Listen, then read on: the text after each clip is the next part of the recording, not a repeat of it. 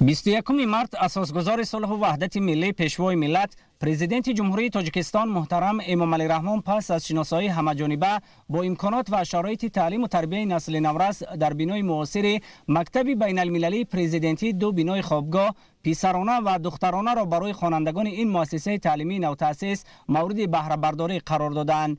بناهای خوابگاه برای 360 نفر خواننده با اقدام صاحبکار وطنی راهبر جمعیت سهامی پوشیده شرکت خالدینگی اسماعیل سامانی ساخته شده با تمام شرایط معاصر بود و باش برای خوانندگان شهر و ناحیه‌های دوردست پیش بینی گردیدند. هر دو انشاءات نوبنیاد از 4 آشیانه و تهخانه عبارت بوده در علاهیدگی برای پسران و دختران ساخته شدند.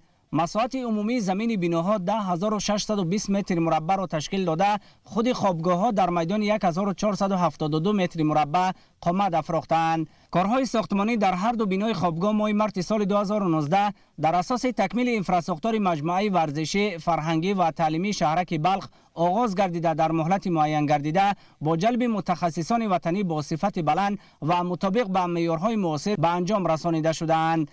در جریان کارهای ساختمانی 70 نفر متخصص وطنی با جای کار و معاش خوب تامین گردیده با مورد استفاده قرار گرفتن خوابگاه ها 15 نفر با شغل دائمی فرا گرفته می شود. با تشبث پیشوای معظم ملت چنین یک مؤسسه با چنین خوابگاه زمانوی بین المللی ساخته به استفاده داده شده است.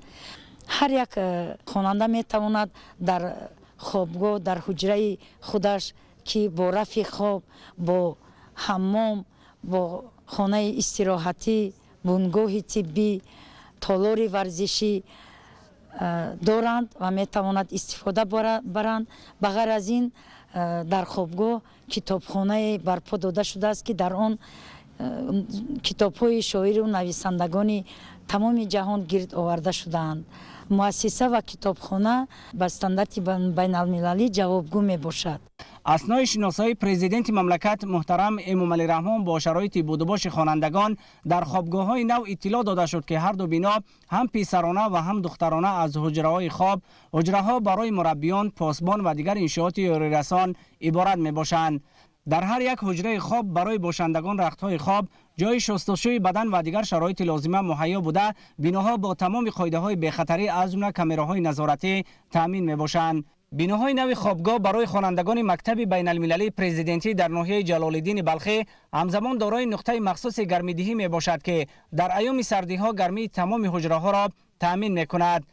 شکرانه از آن میکنیم و خرسندیم که با تلاش و زحمت‌های اساسگزار صلح و وحدت ملی پیشوای ملت به ما یک مؤسسه بین المللی و زمانوی را ساخته به استفاده دادند.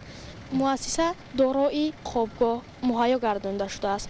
خوابگاه زمانوی که حالا جناب عالی به استفاده دارند، در نظرشان صحبت کرده هایی که ما هم شب و هم روز آنها را استفاده برده میتوانیم. در صحبت کرده ها ما میتوانیم هم روز هم شب با هم صنفان برآمده صحبت کنیم یا اینکه نشسته کتاب های بدیعی را خوانیم. ما نورسان دوران استقلال شکرانه از آن میکنیم که در فضای آرام و آسوده عمر به سر میبریم. ما مینتداری خود را به پیشوای معظم ملت میرسانیم که برای ما نورسان چنین شرایط های مساعد را مهیا نمودند. در جواب به غمخواری های پیشوای معظم ملت ما وعده میدهیم که تمام علم های زمان را از خود نماییم. در اطراف بناها گل‌های گوناگون و نهال‌های همیشه سبز شنانیده شده راهروهای حدود آن پره سفالک پوش گردیدند. همزمان برای استراحت و فراغت باشندگان نشستگاه‌های زمانوی گذاشته شده با مقصد تامین روشنایی اطراف بناها هنگام شب چراغ‌های گوناگون نصب گردیده است.